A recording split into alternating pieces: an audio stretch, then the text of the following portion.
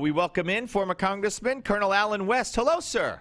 Steve, it's great to be back on the air with you, no matter what the venue. Well, it is my pleasure to speak to you, and you know how much I admire you. And I think the last time we talked was when you were just you and your family came under such vicious attack, hateful attack from your opponent, and just disgusting stuff. But let's move on from that. Let's talk about what we're seeing here. I mean, Congressman, you know it better than I, but, this verdict was no surprise to anyone, even those on the left or those who were rooting for Zimmerman conviction. Day after day, they said, hey, this trial's going really bad for the prosecution. Every witness turns into a defense witness. This is an embarrassment. They're not making a good case. They're making mistakes.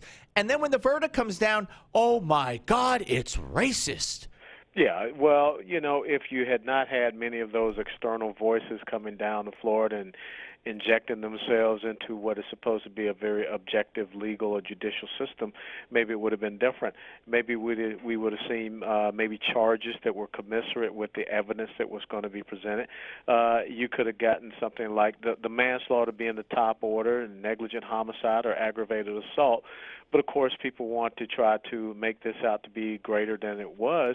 And it was a very hard case when you talk about murder, too, for the prosecution to be able to, substantiate those charges. That's a very high bar that they had to prove, and they could not prove that beyond a reasonable doubt to the jury. And so you saw the verdict that came about. And what is most disturbing is that instead of people trying to go out and educate the greater mass or the mob, if you want to call it that, on the legal system, I mean, you have people like Jesse Jackson that's going on TV and doesn't even understand that a jury of your peers means the defendant right. and not the victim. Right. So this really has to scare people that you have these individuals, and I'll be very honest, these race baiters that are going out to try to make themselves relevant, and they're stirring up the masses, and they don't even understand the judicial system themselves. No, they look, and you wonder, Congressman, are they that ignorant that they don't understand it? But then come the words right out of Jesse Jackson's mouth. This is Emmett Till all over again, and Florida is an apartheid state, and we need a UN investigation. I mean, it's not even funny. He's just going to one extreme that is not even. I mean, what does this do to the memory of Emmett Till? Well, it's horrible, but as always, I went back and did some research because I'm sure I could find a quote that is appropriate to these times in this case. And I shared this a few times. It's a quote from Booker T. Washington from 1911. And he says, "There is a class of colored people who make a business of keeping the troubles, the wrongs, and the hardships of the Negro race before the public. Having learned that they are able to make a living out of their troubles, they have grown into the settled habit of advertising their wrongs, partly because they want sympathy and partly because it pays. Some of these people do not want the Negro to lose his grievances because they do not want to lose their jobs." And I just think that tells the story. Well, you said it very, very well, and kudos to you for finding that quote. We're talking to Allen West here on the Steve Malzberg Show. And, Colonel, let me ask you about Stand Your Ground. Here's another perversion.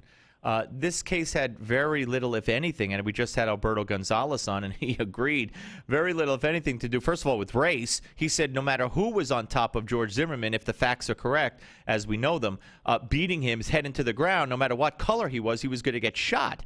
And having said that, Stand Your Ground had nothing to do with Zimmerman's defense. Yet they're attacking Stand Your Ground all the way from the president and the attorney general on down. And the fact of the matter is, as I'm sure you're well aware, living in Florida, black Floridians have benefited more percentage-wise based on their population. They've made about a third of the state's total Stand Your Ground claims in homicide cases. That's a rate nearly double the black percentage of the population there. And the majority of those claims have been successful, a rate that exceeds that for Florida whites. So blacks have benefited from this. And again, the disinformation is this is a racist law. Yeah, once again, the truth is an obstacle to people that are on the other side, being liberal progressives or the race baiting, quote unquote, faux black leaders. But it comes back to what Rahm Emanuel said: never let a good crisis go to waste. Right. So this becomes another backdoor way that this administration can try to attack gun rights, and we see them buying up ammunition so that people that do have guns can't get ammunition. Now you're going to attack the Stand Your Ground law, which is not just in Florida, but it's in another 22 states, and this is really a state's issue. This is not something that the federal government really has any standing to weigh in on. But the real crime here now, Steve, is that you have a Department of Justice that the FBI did an investigation, and they said there is no basis for any, racial prosecution. There is no animus or racial hatred that we can find with George Zimmerman, but yet they have opened up a hot tip line for people to call in and say, I've seen George Zimmerman do this or I've seen George Zimmerman do that. My question is, why didn't they do that with Fast and Furious?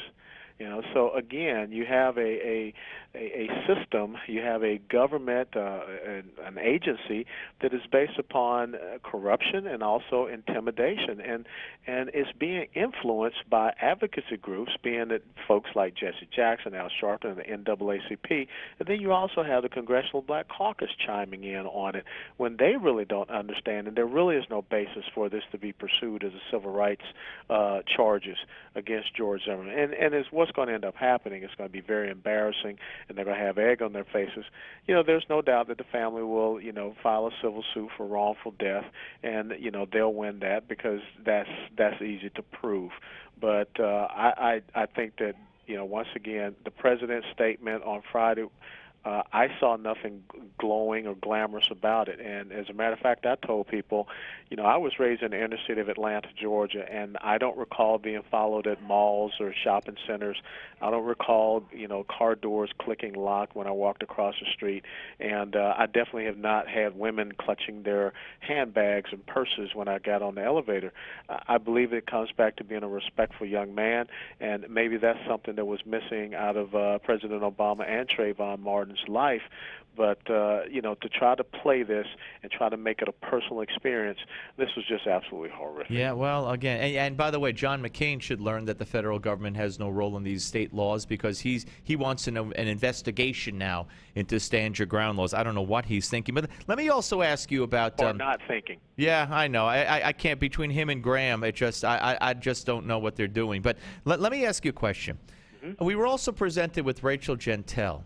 And Piers Morgan and the media have tried to single-handedly make her into, I don't even know. You tell me what they're trying to do. In other words, if you don't say whoop ass, and if you don't say the N-word ending in an A, and if you're old and you don't understand, it's a cultural difference, and if you're cracker, that's okay. We just don't understand it. What on earth? What on earth is the media and those who are defending Rachel Gentile trying to make that kind of behavior acceptable, or try to convince people like me who don't accept it that we're racist? Yeah, it's once again, it's the old judo trick of trying to throw the weight back on you or try to pin you and make you feel that you're doing something wrong. Bottom line, this is exactly what a Democrat senator, Daniel Patrick Moynihan, talked about. This is the soft bigotry of low expectations, where you're saying this is what we should expect from this community. You're failing these kids in these inner city schools. You're failing them, and you continue to come up with excuses. We've been through this thing about Ebonics being a language and should be taught in school. It's not. It's just bad English. But yet you continue to have the liberal progressive socialists that want to excuse away this type of behavior because they don't want to face up to the fact that they're failing. Their NEA centralized education system is failing these young people, and that's another reason that leads to some of the problems that we see in the inner city. Look, Steve, just this past weekend, 4 young black men were killed in Chicago. Yep. During the course of the entire George Zimmerman trial, 61 young black men were killed in Chicago. I have not heard anyone, raising any kind of craziness about that. No one, said anything about the 2, black teenagers, 17 and 15, that shot a 13-month-old white child in the face while they were trying to rob their mother in back Atlanta, in March right? of this year. No, Yeah. in Brunswick, Georgia. Oh, Brunswick, Georgia. I'm sorry. Yes. Brunswick, Georgia. And that happened March of this year, and they pled not guilty. So no one is talking about that. The 13 million black babies have been aborted since 1973 with Roe versus Wade. No one's talking about that. No one's talking about the fact that you only have 28% of black children have mothers and fathers in the home, 72% out of wedlock births. So these are the things that you would think people would be talking about instead of trying to, make excuses and turn someone like Rachel Gentile into a victim, or, parading around and really not coherently explaining the justice system in the United States of America, and especially that in the state of Florida. Are we going to get you back in politics? Yeah, I'll be back. I got a lot of great things that I'm doing right now, working with PJ Media and Next Generation TV. That's the internet program. We're based here out of D.C. The headquarters is still in L.A., doing the Fox News contributing. I'll have a book to be out early next year. And as a matter of fact, this coming weekend, I'll be in Denver speaking at the Western Conservative Summit. Great. Well, listen, you are a voice that is much appreciated and needs to be heard as much as possible. And, Colonel, always a pleasure. We'll have you back soon, sir. I look forward to it, Steve. You take care. You too. Take care in regards to your family. That's